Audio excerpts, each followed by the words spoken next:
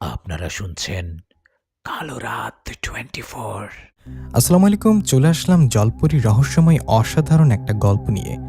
আশা করি জলপরী মরিয়মের এই গল্পটা সবার অনেক ভালো লাগবে এবং মন ছুঁয়ে যাবে। যারা চ্যানেলটি সাবস্ক্রাইব করেনি তারা করে দিন। আমি শুরু করছি জলপরীর গল্প। নিশাই, এই হলো আমার পুকুর। এই পুকুরটা তোকে রাতের বেলা পাহারা দিতে হবে। তুই রাতের খাওয়া দাওয়া করে এখানে আসবি আর সকাল হলে চলে যাবি। কে পারবি তো পুকুর পাহারা দিতে? আমাদের গ্রামের চৌধুরী জামাল চাচার কথায় আমি মাথা নাড়িয়ে বললাম, হ্যাঁ চাচা, আমি পারবো।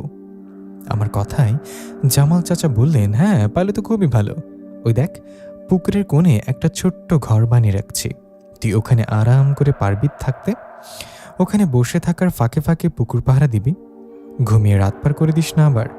আমার পুকুর থেকে রাতে মাছ চুরি হয়। কে জানি মাছ ধরে এখানে খেয়ে কাটা ফেলে চলে যায়, সেজন্যই তোকে রাখা। তুই যদি ভালোভাবে আমার পুকুর পাহারা দিতে পারিস তাহলে তোকে মাস শেষে 10,000 টাকা বেতন দেব। আমি তো তোর পরিবারের অবস্থা জানি। তোর বাবা অসুস্থ হয়ে পড়ে আছে বিছানায়, তোর মা অন্যর বাড়িতে কাজ করে। তুই আমার পুকুর পাহারা দেওয়ার কাজ করলে তোর বাবার ওষুধ কেনার টাকাও হবে, তোর মায়েরও আর মানুষের বাড়িতে কাজ করতে হবে না। ওনার কথা আমি বললাম, হ্যাঁ চাচা, আপনি ঠিক বলেছেন। আপনি চিন্তা করবেন না, আমি আপনার পুকুর ঠিকভাবে পাহারা দিব। আমার কথায় খুশি উনি বললেন, ঠিক আছে, তাহলে আজ রাত থেকে পাহারা দেওয়ার কাজ শুরু কর। আর শোন, তোকে একটা কথা বলি, এই পুকুরটা দিনের বেলা দেখতে স্বাভাবিক লাগলেও রাতে একটু ভয়ঙ্কর লাগে। তুই রাতে পুকুর পাহারা দিবি, হয়তো একটু একটু কিছু দেখতে পারিস, ওতে ভয় পাস না। তোকে আমি লাইট দিব আর একটা লাঠি, এগুলো নিয়ে পুকুর পাহারা দিলে কোনো সমস্যা হবে না। যা এখন বাড়িতে যা, আর রাত থেকে তোর কাজ শুরু। জামাল চাচার কথায় আমি চলে গেলাম বাড়িতে। বাড়িতে গিয়ে দেখলাম বাবা শুয়ে আছে বিছানায়। তখন আমি বাবার পাশে গিয়ে বসে বললাম, বাবা, ও বাবা, চৌধুরী জামাল আছে না চাচা, ওনার তো একটা পুকুর আছে জানো? আরে আমাদের বিল পাড়ের ওইদিকে যে পুকুরটা, আজ রাত থেকে ওই পুকুরটা পাহারা দেওয়ার কাজ করব। তুমি তো অসুস্থ, তোমার ওষুধ আনতে হয়, সংসার চালাতে হয়। মা মানুষের বাড়িতে কাজ করে সংসার চালায়। আমি তো বড় হয়েছি, তাই ভাবলাম একটা কাজটা করি। আমার কথায় বাবা বললেন, তা বাবা রাতের বেলা কাজ করবি, কোনো সমস্যা হবে না? বাবার কথা আমি বাবার হাত ধরে বললাম, না বাবা, কিসের আবার সমস্যা হবে? আমি তো শুধু পুকুর পাহারা দিব।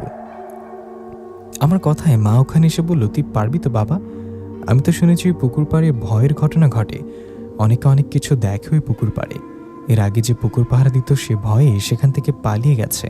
আমি বলি কি, তুই অন্য কোনো কাজ কর। মায়ের কথায় আমি বললাম, এখন হঠাৎ কোথায় কাজ পাবো মা বলো?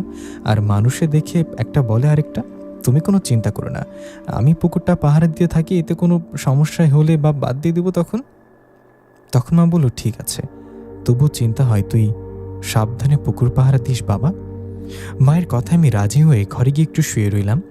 রাতে পুকুর পাহারা দিতে হবে এই ভেবে ঘুমিয়ে পড়লাম। ঘুম থেকে উঠলাম সন্ধ্যার আগে। ঘুম থেকে উঠে হাত মুখ ধুয়ে বাইরে গিয়ে একটু হাঁটাহাঁটি করে সেদিন রাতে খাওয়া দাওয়া করে রওনা করলেন চৌধুরী বাবুর পুকুরের দিকে। বেশ কিছুক্ষণ হাঁটার পর পৌঁছে গেলাম পুকুর পাড়ে। পুকুর পাড়ে যেতে বুঝতে পারলাম জায়গা আসলে রাত্রিবেলা অন্যরকম লাগে, কেমন থমথমে পরিবেশ। আমি পুকুর পাড়ে গিয়ে আমার থাকার সেই ছোট্ট ঘরটাতে গেলাম।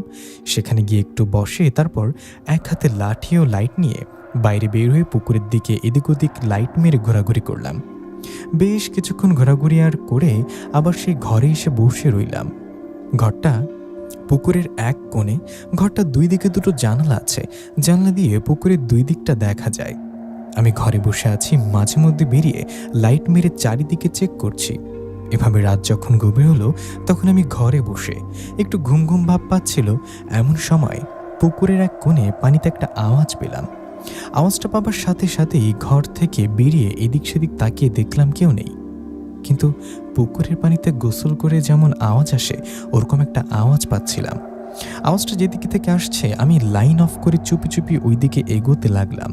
ভাবলাম নিশ্চয়ই চোর হবে, মাছ ধরার জন্য জাল ফেলেছে পুকুর।